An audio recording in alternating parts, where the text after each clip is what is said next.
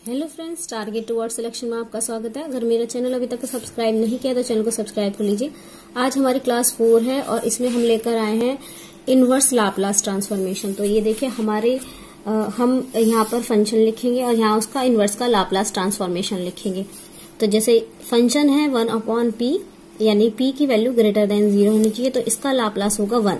आप इसका उल्टा ही समझिए, क्योंकि हमने देखिए जब लिखा था 1 का लाप्लास हम लिख रहे थे 1/p, यानी कि 1/p का लाप्लास इनवर्स क्या हो जाएगा, 1 हो जाएगा। इसी तरीके से 1/p की पावर n+1 है, जहां पर n की वैल्यू ग्रेटर देन -1 होगी, यानी कि -1 से बड़ी होगी, यानी कि p की वैल्यू ग्रेटर देन 0 होगी। n की वैल्यू -1 से बड़ी और p की वैल्यू ग्रेटर देन 0। तो हमें क्या लगाना है, हमें लगाना फंक्शन t की power n upon gamma function n+1, t की power n upon gamma function n+1। इसी तरीके से अगर लिखा है 1/p की पावर n+1 और n एक पॉजिटिव इंटीजर दे रखा है, यहाँ तो देखिए -1 से बड़ी वैल्यू दी है, और अगर n की पॉजिटिव इंटीजर की वैल्यू दे दी तो हमारा फंक्शन आ जाएगा t की power n upon factorial n।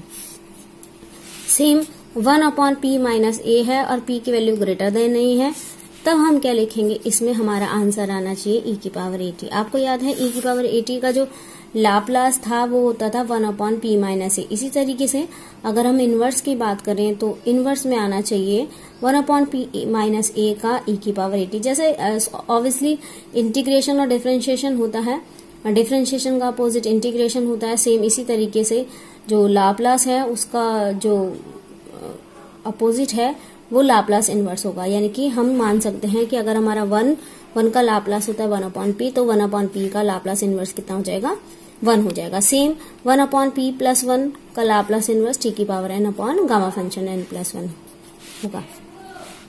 Same 1/p - a का जो गामा फंक्शन इनवर्स होगा, लाप्लास इनवर्स, वो e की पावर at होगा। अब लिखते हैं कि अगर 1/p² + a² है तो इसका गामा फंक्शन इनवर्स फंक्शन कितना होगा, 1/a sin at। आप जानती हैं साइन का कितना होता था, साइन का ये होता था हमारा a/p² + a²। तो इसका अपोजिट क्या हो गया, 1/p² + a² का 1/a sin at हो गया। सेम अगर हम देखें तो अगर ऊपर आया p तो ये किसका होता है, cos at का होता है। बस आपको डिफरेंस इन दोनों में क्या याद रखना है, यहाँ 1/, का होता है और यहाँ p/, का होता है। p/p² + a² की वैल्यू यानी कि लाप्लास इनवर्स कितना होता है, cos at। सेम अगर हमारा p की वैल्यू ग्रेटर देन दे रही है, यहाँ तो p की वैल्यू ग्रेटर देन 0 है, बट अगर p की value greater than mod a दे रखा है और दिया है 1/p² - a², तो इसकी जो होगी वो हाइपरबोलिक फंक्शन होगा, साइन हाइपरबोलिक फंक्शन at होगा। सेम अगर लिखा है p/p² - a, तो ऑब्वियसली देखिए p अगर ऊपर आ जाता है तो cos आता है, बट यहाँ पर p² - a² है, तो क्या लाप्लास इनवर्स होना चाहिए, cos hyperbolic function at, hyperbolic function at obviously. तो ये थे हमारे लाप्लास इनवर्स किसके थे, लीनियरिटी के थे, यानी कि इनवर्स लाप्लास ट्रांसफॉर्मेशन सम एलिमेंट्री फंक्शन थे। अब हम निकालते हैं इनका। अब जैसे कि हमने लाप्लास में ट्रांसफॉर्मेशन पढ़े थे सारे, और कल भी क्वेश्चन कराए थे, परसों भी क्वेश्चन कराए थे कि फर्स्ट ट्रांसलेशन कौन सा है, सेकंड ट्रांसलेशन शिफ्टिंग थ्योरम कौन सी थी, चेंज ऑफ स्केल की थी, हमने इसमें लाप्लास कराए थे। अब हम इसका लाप्लास इनवर्स करते हैं। तो लाप्लास इनवर्स शुरू करते हैं। तो ये लाप्लास इनवर्स में क्या होगा, अगर हम fp - a यानी कि फर्स्ट ट्रांसलेशन की बात करें या फर्स्ट शिफ्टिंग थ्योरम की बात करें, तो fp - a का जो लाप्लास इनवर्स होगा वो होगा e की power at Laplace inverse fp। Okay, इसी तरीके से अगर e की पावर -ap करते हैं, e की पावर -ap करते हैं, तो इसका जो लाप्लास इनवर्स होगा वो होगा gt ft - a।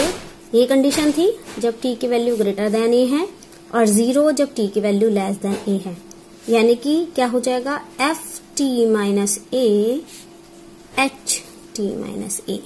ओके, तो ये हमारा हो गया हाइपरफिनिंग। अब चेंज ऑफ स्केल के लिए हम क्या करते हैं, चेंज ऑफ स्केल के लिए आपको याद था कि 1/a ft/a, ये इसका लाप्लास इनवर्स है FAP का। इस तरीके से डिफरेंशियल इक्वेशन यानी कि f की पावर np है, तो हम क्या करेंगे, -1 की पावर n t की power n f t is equal to -1 की पावर n t की power n Laplace inverse f p. तो ये देखिए डिफरेंशियल थ्योरम भी हो गई। अब इंटीग्रल थ्योरम की बात कर लेते हैं। इंटीग्रल की थ्योरम क्या है, अगर हमारी जो लिमिट्स हैं p की पावर इंफिनिटी है और F x D x given है तो इसका लाप्लास ट्रांसफॉर्मेशन होता है 1/t एफ टी, ये इसका लाप्लास ट्रांसफॉर्मेशन होगा। अब एक मल्टीप्लिकेशन थ्योरम भी कर लेते हैं, क्योंकि इंटीग्रल थ्योरम थी, डिफरेंशियल थ्योरम थी, मल्टीप्लिकेशन थ्योरम थी। मल्टीप्लिकेशन थ्योरम में देखिए अगर पी एफ पी की दे रहा है या p की पावर n एफ पी दे रखा है तो आप क्या लिखेंगे, ये होता है एफ डैश टी और ये होता है एफ की पावर n टी। ओके, अब लास्ट डिवीजन थ्योरम कर लेते हैं। डिवीजन थ्योरम में क्या है, अगर हम लेते हैं एफ पी अपॉन पी यानी कि केवल सिंगल टाइम, तो 0 की पावर t इसकी पावर होगी F x D x. Same अगर f की पावर p यानी कि n टाइम्स दे रखा है, n टाइम्स में क्या होगा, इंटीग्रेशन भी n टाइम्स होगा, 0 to t so on n times 0 to t F T D T की पावर n। ओके, तो देख रहे हैं आज हमने केवल क्या पढ़ा है, हमने केवल पढ़ा है इनकी प्रॉपर्टी, लाप्लास इनवर्स पढ़ा है यानी कि linearity property of inverse Laplace transformation, और दूसरा हमने पढ़ा है इनकी सारी थ्योरम। ये सारी थ्योरम्स है, इससे रिलेटेड क्वेश्चंस हम कल अपनी वीडियो में लेकर आएंगे। ये केवल आज थ्योरम है। अगर आप इसे कॉपी पे उतार लेंगे तो आपको ये फॉर्मूले याद करने में सहूलियत हो जाएगी, क्योंकि अगर हमें ये चीजें याद हैं तो हम आसानी से क्वेश्चंस को कर सकते हैं। तो नेक्स्ट वीडियो में मिलते हैं आपसे, अगली वीडियो में मिलेंगे इनसे रिलेटेड क्वेश्चन लेकर। तब तक के लिए थैंक यू सो मच।